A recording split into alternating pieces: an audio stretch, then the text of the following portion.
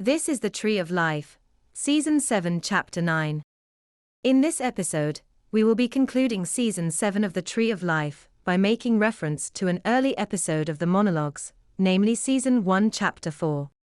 Now, when direct ground was introduced initially, it was described as a kind of non-contingent, or unconditional action that preserves an inward-outward direction to causality, reliant upon reversing the ordinarily external to inward direction of synchronicity.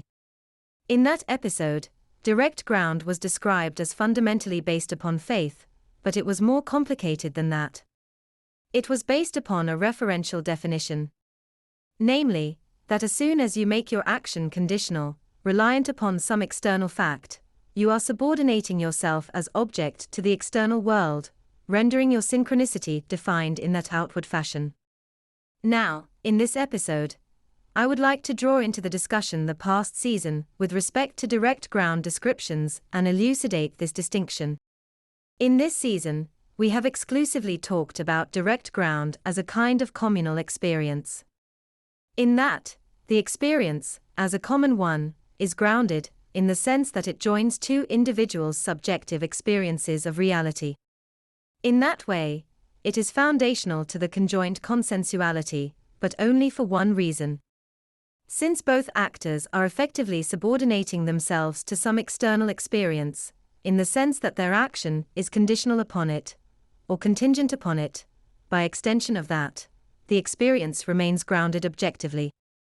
But, direct ground produces this external to internal direction of synchronicity through this granting of agency to the other through the experience itself. In the formation of a dissonant space, one of the two reciprocal pairings is negated, breaking synchronicity, as between the actor, who enters the dissonant space. But within the conjoined consensuality, that actor's place is taken via a substitution event. Now, from this we can see that direct ground experiences are always grounded, because even when one is negated after or simultaneously with the event, another steps in to fill in the gap, so to speak, within the continuous action. Now, there is a distinct species of direct ground altogether, which arises out of the unconditional, or non-contingent action or thought. Namely, one which does not make the self an object by virtue of some external fact. So to put it another way, I will give you an example. Suppose you are in a boat on a river. Up ahead, there is a rock face separating the river into two paths. You have a choice, you know one of the paths has rapids, the other a waterfall. You can go left, on the assumption that the water looks rather like rapids. You can go right on the assumption that it looks clear. Or, you can let go of your preconditions, let go of your agency, and merely let the river decide your path. After all, you are guessing either way. You don't know which is which. Thus, non-contingent action is rather like a withdrawal of agency. It is the recognition that when you truly don't know the outcome, when both options are bad, you should never overestimate your agency. You should retract your subjectivity and permit it to flow naturally, cognizant that in the end, your fate is predetermined, and should you fight it, you will only make your situation worse. In other words, direct ground of this fashion is grounded because it retains one's subjecthood in the face of uncertain, nearly probabilistic ends.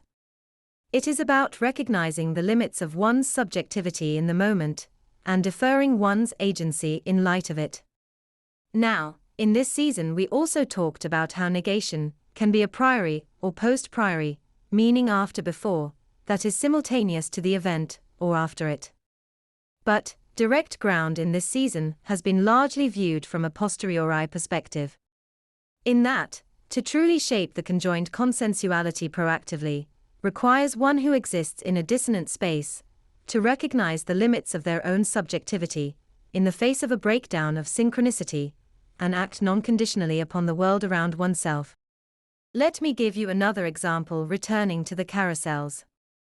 Imagine that you step from the larger carousel to the smaller one, that is, enter a dissonant space.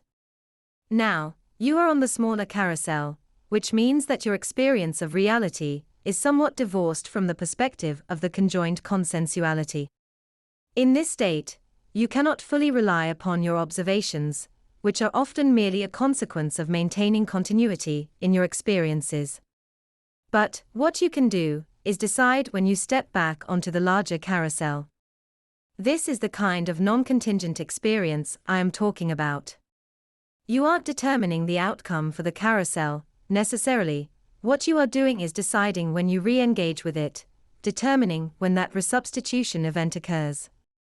Thus, we can see that direct ground can be grounded from the conjoined consensuality through synchronicity, which is traditional, or it can be preemptively grounded by a non-conditional action, pursuant to a reversal of that subjectivity.